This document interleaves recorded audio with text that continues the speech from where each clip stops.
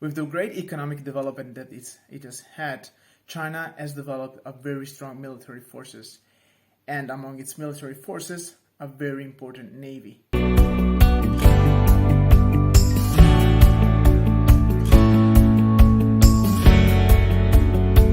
China has always said that they have all the right to have all the control of the South China Sea.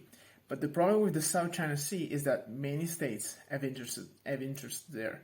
What I want to analyze in this video is how Australia, one of the best allies of the Western world in the Southern Pacific and in the Indo-Pacific region, has developed and has been trying to put in place a strategy, a defense strategy and cooperation strategy against China. The Australian government already had, in 2008, the awareness of the necessity of a strategy to put in place in order to have a vision for this century and the decades to come, in order to organize what they define as an architecture to protect themselves against China. So they published an important document titled Defending Australia in the Asia-Pacific Century Force 2030.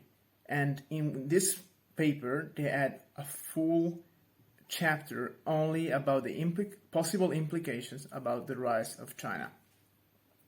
The Chinese government didn't react very well at the time.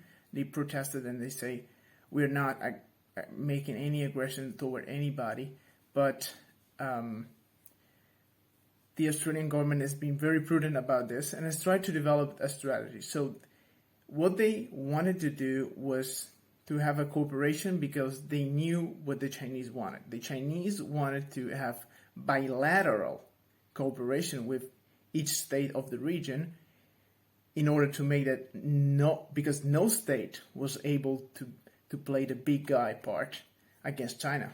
And so what Australia did was trying to develop a full system, a full architecture of state that were able to cooperate among themselves in the South Pacific in order to make a bigger, stronger, healthier opposition to China's expansion.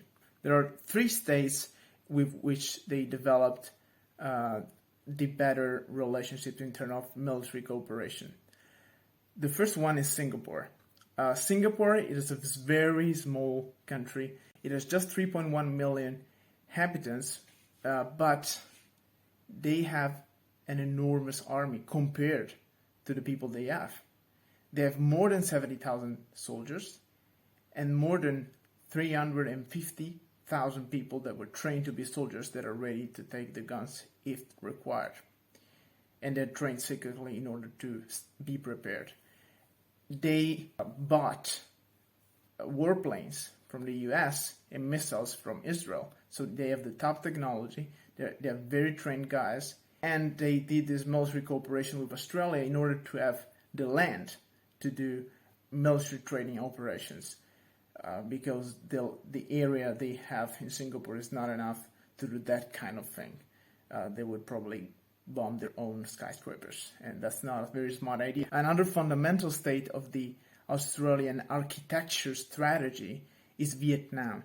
Vietnam has 100% of its coasts that are on the South China Sea. So it has a lot of interest to start a very intensive cooperation with Australia. That's why in September 2009, they signed the Australia-Vietnam Comprehensive Partnership. This partnership regards many different domains, like public policies, international trade, but also military cooperation. And from then on, they have done and conducted many military training operations. The most explicit military cooperation that Australia has is the one with Malaysia. In fact, they signed the program Malaysia-Australia Joint Defense Program. This program includes the military training from the Australian forces of Malaysian personnel and joint military training military operations. It has to be remembered also that in 1971, Australia signed a treaty, so-called FPDA, five powers defense agreement that requires Australia, New Zealand, and the United Kingdom to defend Malaysia and Singapore from any military attack from other forces. So this guide was to give you an idea of how Australia is operating and has been operating, how it has organized its strategy, whether it has been with multilateral cooperation or bilateral cooperation, in order to put a limit on the Chinese expansion. Whether it's working or not, we will see. But this architecture is important to consider when we focus on that zone that's becoming very hot.